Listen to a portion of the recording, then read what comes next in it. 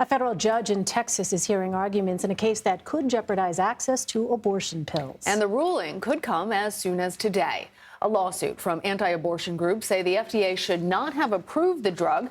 When used with a second pill, it's considered the most common method of abortion in the U.S. Joining us now is CBS News legal contributor and Loyola Law School professor Jessica Levinson. So, Jessica, this drug was approved by the FDA more than 20 years ago. Why would a judge overturn that decision?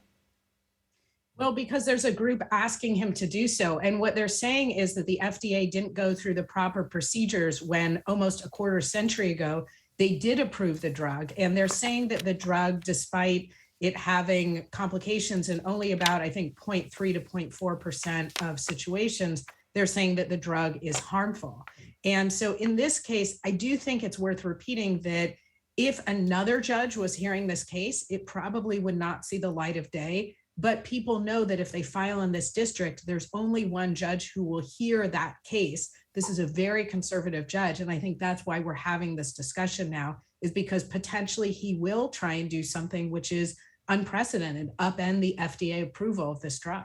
So, Jessica, it was specifically selected for this region, but it could potentially have national impacts. Tell us the implications that this judge's decision could potentially have on abortion rights nationwide.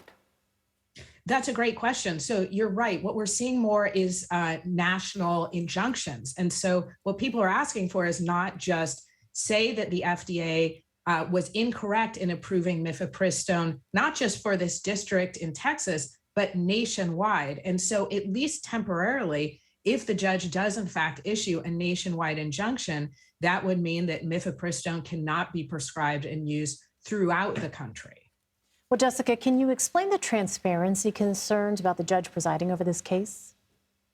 So the judge presiding over this case in a teleconference on Monday, I think basically said the reporting is, you know what, we're going to have this hearing on Wednesday, but I'm going through a lot of security threats that this district, I think he said this district, not this court, is the recipient of death threats. And so I don't want to publicize it. Now, everyone can understand that people want to stay safe. The concerns with respect to transparency is that this is the people's forum. This is a court where he's going to make a decision that will affect many, many people.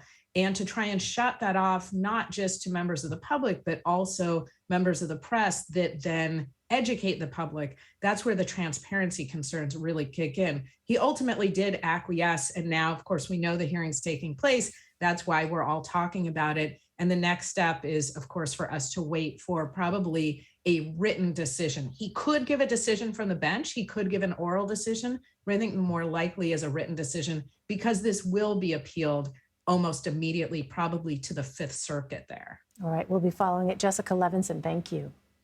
Thank you.